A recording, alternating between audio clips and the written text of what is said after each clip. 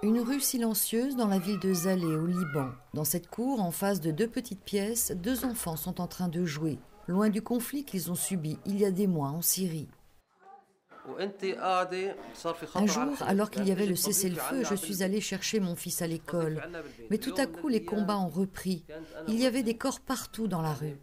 Rentrer à la maison était quasiment impossible. C'est à ce moment-là que j'ai décidé de quitter la Syrie et d'emmener ma famille dans un lieu sûr.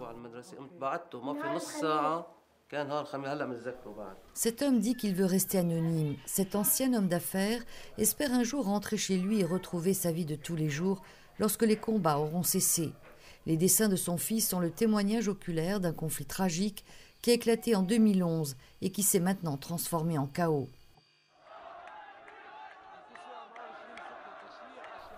En mars 2011, suite aux croissantes protestations antigouvernementales dans toute la Syrie, le parti Ba'ath au pouvoir a décidé de déployer son armée pour faire taire les agitations. La protestation a vite dégénéré en une violente rébellion que les forces du président Bachar al-Assad n'ont pas encore réussi à maîtriser totalement. Depuis, le conflit sanglant a causé plus de 70 000 victimes et des millions de déplacés. And nobody would like to say that the civil war, the opposition wants to say that it's fighting for democracy. Le conflit en Syrie est complexe et personne n'a la force de parler de guerre civile. L'opposition se plaît à parler de lutte pour la démocratie. Le gouvernement affirme combattre le terrorisme, s'en prendre à tous les terroristes présents chez nous. La Syrie joue un rôle politique très important. Russie, Iran, Arabie Saoudite, Amérique, tant de pays y ont leurs intérêts. C'est une guerre par procuration et malheureusement, le peuple syrien paye un lourd tribut de tout cela. C'est un chaos, c'est la violence, c'est le sang, c'est la mort, c'est la paralysie de la vie. On a tout perdu. Et ce que je peux vous dire, pour le moment, il y a un seul mot. De la majorité des citoyens. Ça suffit, ça suffit, ça suffit.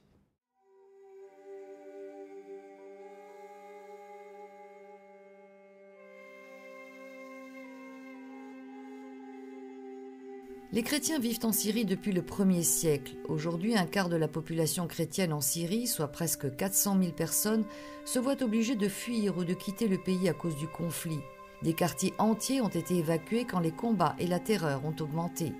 Cette jeune famille s'est enfuie à Beyrouth, au Liban, quand les bombes ont commencé à pleuvoir sur leur quartier à Damas, et leur foi les faisait sentir encore plus en péril.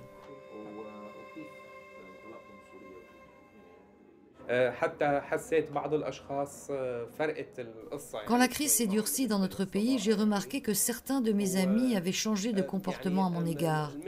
Le problème, c'est qu'aux yeux de l'opposition, les chrétiens sont du côté du régime, alors qu'aux yeux du régime, nous sommes coupables de ne pas avoir choisi de camp.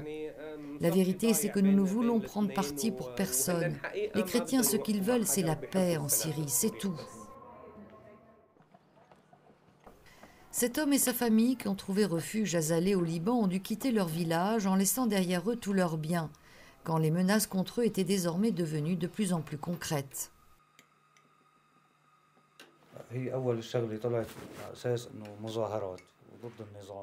Nous étions minoritaires mais vivions en harmonie avec notre communauté. Quand les rebelles sont arrivés et que les combats ont commencé, un jour ils sont entrés chez nous et nous ont ordonné de partir, nous menaçant de mort si nous ne le faisions pas.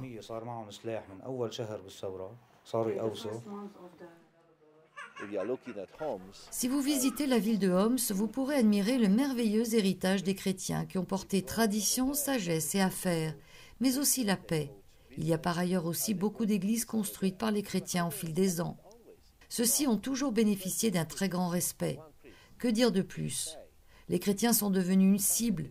Ils sont enlevés pour obtenir des rançons à des prix faramineux, impossibles à payer. Et malheureusement, ils souffrent et pleurent tous les jours.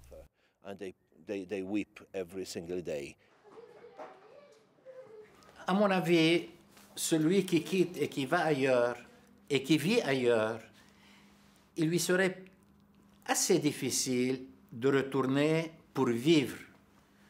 Il revient peut-être pour voir ses parents, sa famille, ses amis, mais surtout s'il a commencé à travailler là-bas, il est plus difficile qu'ils retournent dans le pays. Nous, nous espérons qu'ils retournent.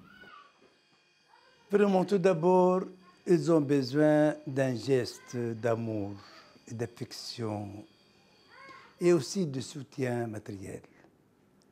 Alors, ils ont besoin de tout maintenant parce qu'ils ont tous laissé. These people, they are asking very hard questions as Christians. Ces personnes sont des chrétiens et posent des questions qui nous déroutent beaucoup. Quelle est la raison de nos souffrances? Nous sommes de braves gens, pas des gens violents. Dieu nous punit-il et pourquoi? Et ces questions, ils continueront à se les poser. Et nous, on doit les aider à trouver des réponses. Nous devons penser à l'avenir. La guerre, je crois, ne durera pas éternellement. Nous devons leur donner de l'espoir.